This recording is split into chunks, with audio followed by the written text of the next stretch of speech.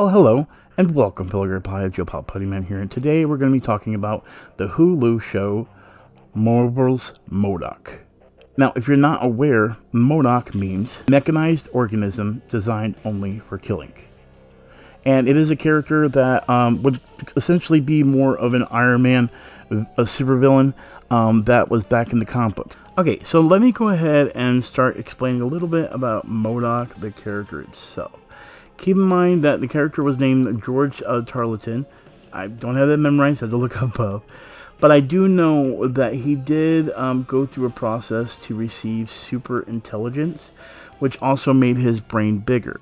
He does have his whole armor or outfit does allow him to have special weapons, things of that nature, but that also means he has to be mobile through the process as well.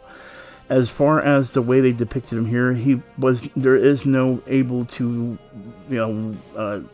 think of it as kind of like a wheelchair, if you look at it in that sense.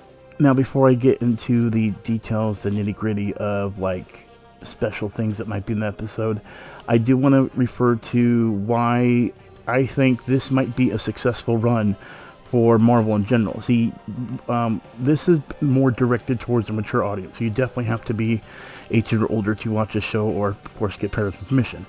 But it's more in the way of violence and very, very adult humor and of course cuss words, language. What makes it so great is it's actually in the same realms of like Robot Chicken, where it's got the sense of awareness of what it's supposed to be, and it's definitely a change from what M.O.D.O.K is in the comic books, but I think it's a healthy and fun change. Honestly, having Patton Oswalt play the part of M.O.D.O.K was probably the most genius part they could ever think of. He fits the bill so well that I almost could not think of anybody else ever being able to play this part of M.O.D.O.K. And I never even thought about that, because whenever I thought of M.O.D.O.K, I would have never thought of Patton Oswalt, but clearly they knew what they were doing. Oh, and not to mention, Patton Oswalt is one who helped create this show, so it apparently maybe even Patton Oswalt realized what that was going on here when it comes to this character. So the question is, do I recommend M.O.D.O.K? Well, of course I do. It's one of those things you definitely need to see, and I feel is punctual to the idea of why M.O.D.O.K is so great. So if you've never experienced M.O.D.O.K, you can definitely watch this. Hulu is available in the States. I know it's not available in Canada, but there is like a Starz Disney live situation. You can watch it from there, but it's only on a weekly basis. So if you haven't got to see all 10 episodes, then come back after you've seen all the episodes, and I'll give you the nitty-gritty on all that happens in M.O.D.O.K as far as characters and inside info with different things. So let's go ahead and go over some of the things I want to. Before we go into like the more rigid information, I'm just going to go over some of the characters and so on and so forth. So first we have the family cast. We have M.O.D.O.K himself, which again is owns AIM until something happens in this episode, which again, if you haven't watched it, you definitely need to go watch it.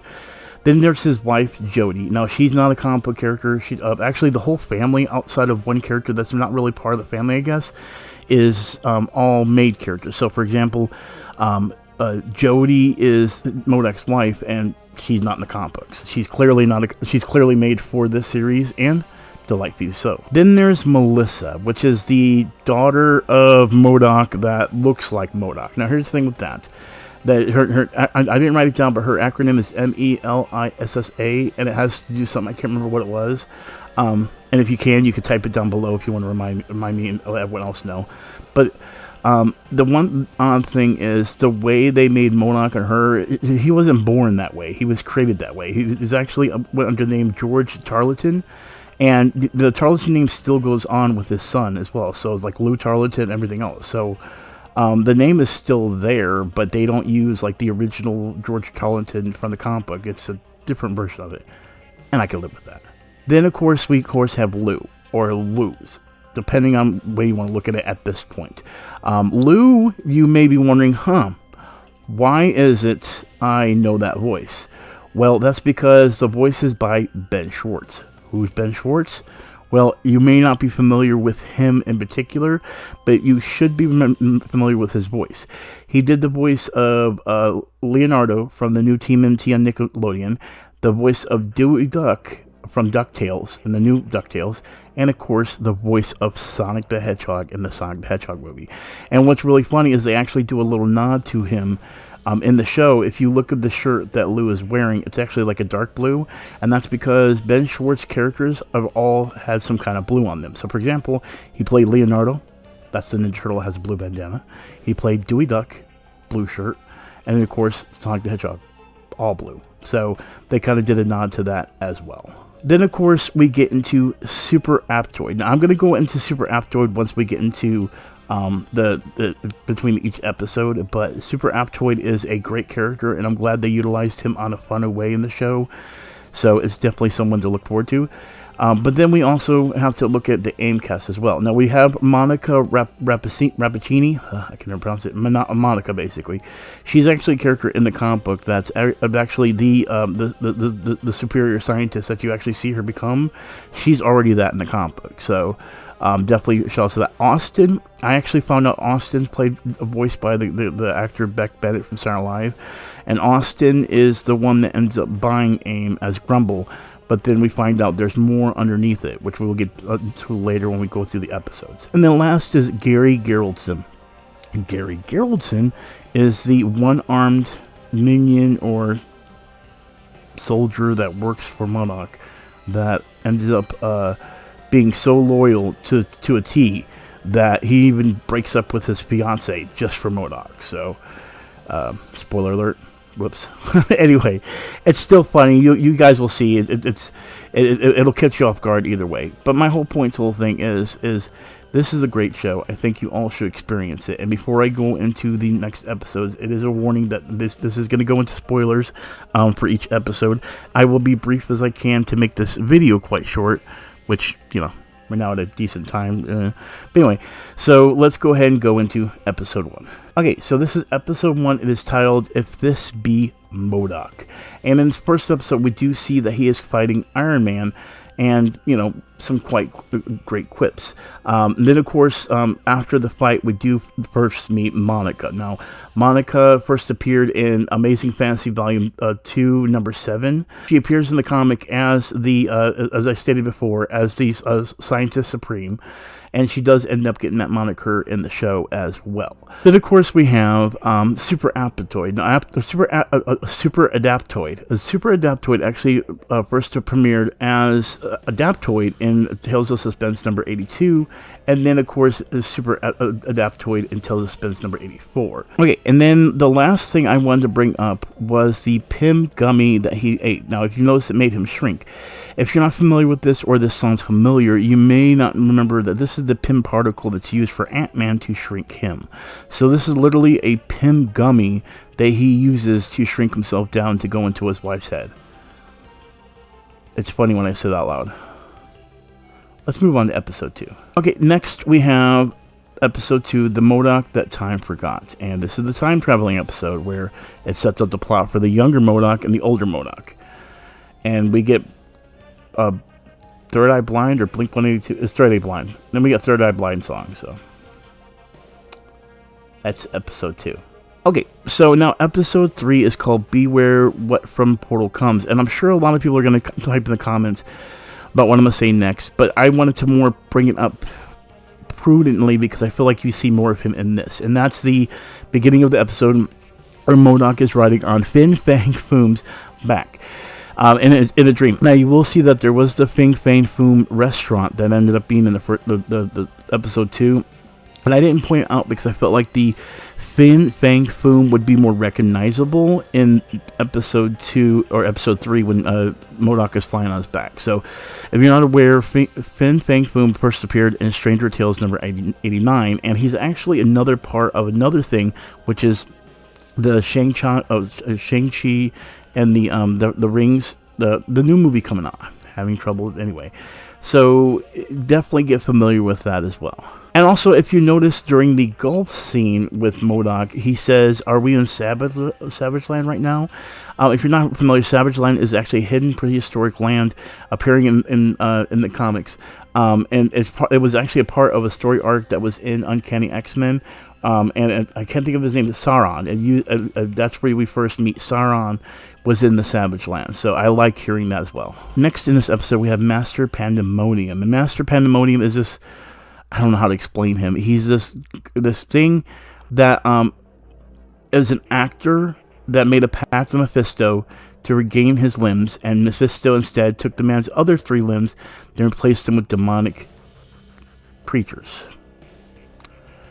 And then also things as well, like he becomes a CEO of a movie theater or movie production company, something pictures, I can't remember what it was.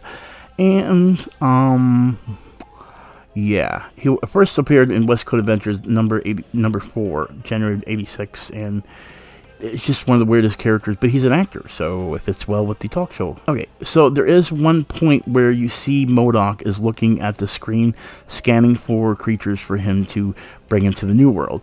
And that's when you see that the first picture here is a Skrull or a Super Skrull, and you might remember, of course, the Skrulls from just the MCU in general. Then, of course, we have Leandra Narimani. This is actually one of Xavier's love interests, and of course, you see her real quick. And then, of course, we have the Watcher. Now, if you don't remember, the Watcher was actually in Guardians of the Galaxy Volume 2 when they showed Stan Lee, and Stan Lee was talking about his stories. Those are the Watchers, and you're also going to see the Watchers appear in What If on Disney+. And then last was the Brood. Now, the Brood was the one that he stated that he was going to unleash, but then the Brood didn't come out, and we ended up getting the Seagramites. Now the Seagramites, I never could not pronounce it before, and I'm kind of glad they actually finally pronounced it on this, because I never could pronounce their name before. But these creatures are just weird. They have like snail-like traits, and their eyes raised, of course, the stalk of their heads or the top of their heads. In the comic books, their technology is rapidly big, but they only work in the area of alcoholic beverages. So it was just weird, because I thought I was going to see the alcoholic beverages come out, but they didn't. They just went in a totally different way with it. And that was only episode 3. Okay, next we have episode 4, If Saturday Be for the Boys.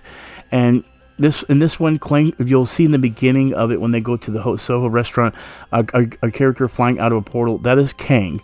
And honestly, Kang is probably going to be a pivotal force in the Marvel Universe if they ever bring the character into the live-action movies. So I would definitely state that you might want to pay attention to him. Then, of course, you do see on the top that we're talking down to M.O.D.O.K, and that's Mr. Sinister, the Leader, and Madame Mask. Now, the Leader, okay, well, first off, the Leader you've already seen the start of. If you remember watching The Incredible Hulk, the scientist where his head starts bubbling, that would be into the tensions of the Leader. So he is a Hulk villain. Then, of course, we have Mr. Sinister. Mr. Sinister was supposed to actually appear in the last X-Men movie, but then, well, not the last one, but Dark Phoenix, the last Dark Phoenix, they're setting up for Mr. Sinister to come into the X-Men universe, but then it never happened. With Essex, basically with Essex, but never happened. Then there's Madame Mask. Honestly, I'm going to be honest with you, I didn't really know much about her when I saw her. I've seen the face before in the comics, but I don't remember exactly what her powers are. So this gives you a chance to school me in the comments below. And then, of course, we have the bar characters. Now, this is called The Bar with No Name. It's actually in the comics as well. And you can actually, what we're going to do is I have a picture here. We're going to go ahead and look at them from left to right. First, we have Melter, then Armadillo, then Tenpin, then David Allen Anger, or Anger the Screamer. And he actually appeared in an episode of Agents of S.H.I.E.L.D. So he actually was prominent in there. And then, of course, we have Pound Cake, which is like the really muscular female wrestler. Also, if you also look at the bar when M.O.D.O.K first goes into the bar, you also notice that there's a guy at the bar. His name is Orb, or the Orb. And those are actually just characters that were always a part of the bar with no name. So But I also want to bring up one thing. If you notice here, there's a Sweet Leg poster. When I first noticed this, I got a laugh because that's Angar's band. But of course, it didn't take long for them to actually mention Angar's band through the Sweet Leg poster. Anyway, moving on. Then, of course, we have Whirlwind. Whirlwind was actually one of my favorite. Now, if you're not familiar, when I was younger, I actually had a bunch of the Iron Man action figures based off the television series. I had the M.O.D.O.K figure, as you could see here, which I always thought was fun. But my favorite one was this Whirlwind figure. Whirlwind has the ability to basically make tornadoes under his body and then like use it to throw people around. The figure was a little weird because you would spin it. You would actually like turn it and then let go and it would do the spinning move. It was really cheaply made, but I loved it because it had joints that you usually don't see, typically in action figures. So I really, really enjoyed it as well.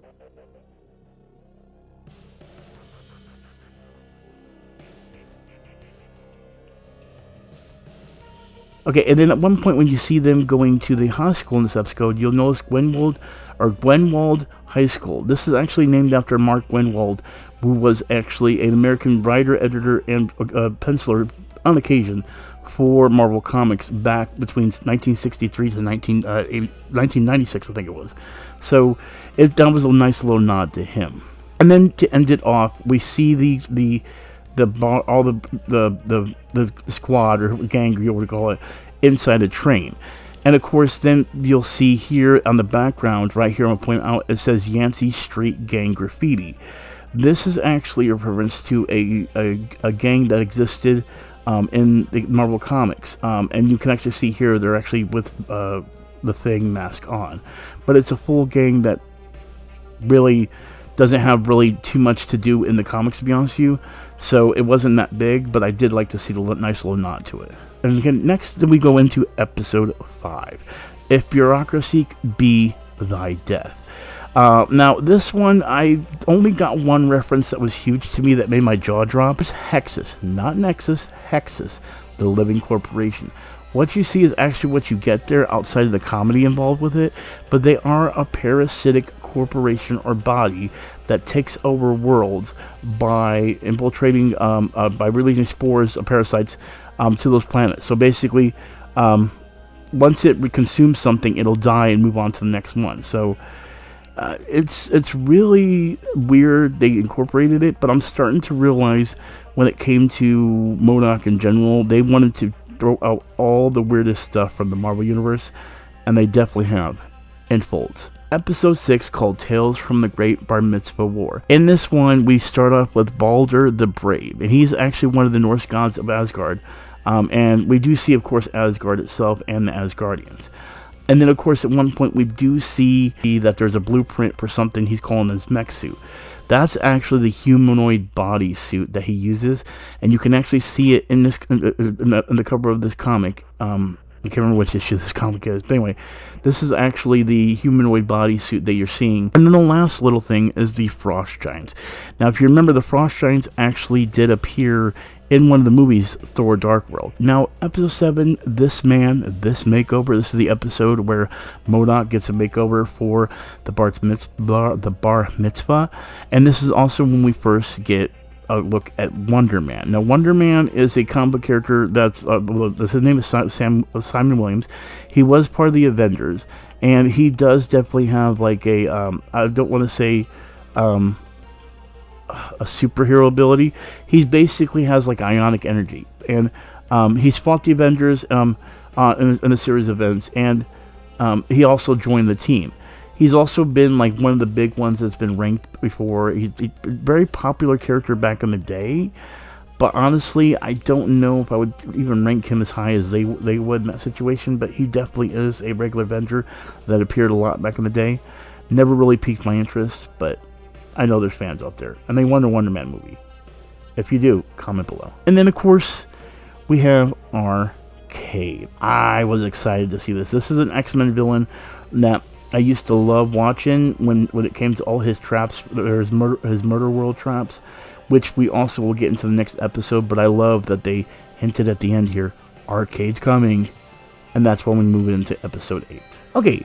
Episode 8 is called Oh, Where Blood Thicker Than Robot Juice. And this is where all the Arcade Murder World stuff happens. Not really anything else I failed to mention except for Arcade himself. Arcade appears in an episode, a full episode to be exact, and his first appearance was actually in a Marvel Team Up Volume 1, number 65. And the reason this is such a great one is because Chris Claremont was involved with making Arcade, so I'm pretty excited to see this, because with John Byrne and both Chris Claremont, and this was actually, I think this was the time with Chris Claremont was the time we also got Dark Phoenix as a comic book, so it's a nice little reference to see that time span in that area. That's why I'm familiar with Arcade and excited to see him. And then we go on to episode 9, What Menace Doth the Mailman Deliver? And okay, we still have Hexus, the Living Corporation. Of course, we do see at the end of this episode that Iron Man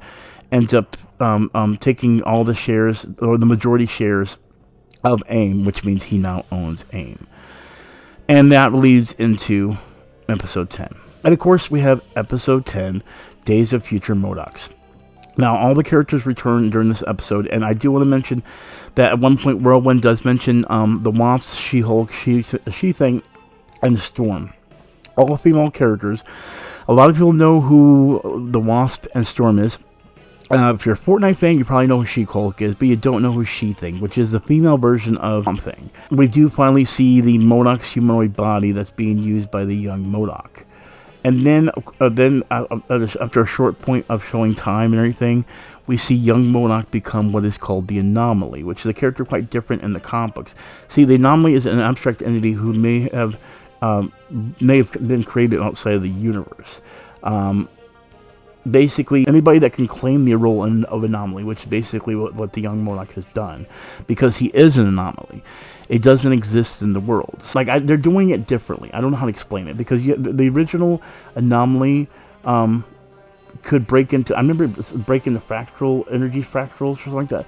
It's very, very convoluted and confusing. And I don't really want to go into detail. But he becomes an anomaly. So outside of a few episodes in there really wasn't anything to, what's the word I'm looking for? There wasn't there wasn't really too much Easter eggs done towards the end of the episodes. They more focused on the story-driven line. With that being said, I wanted to make sure that I point out all those little Easter eggs in there for you guys. And I'm sure there's more out there that other videos will post, but I'm hoping you guys can go ahead and drop a like on this video. And if you're new here, hit that subscribe button. I should be doing my review for Loki next month. As always, I am Putty Man with Gamer Potheads.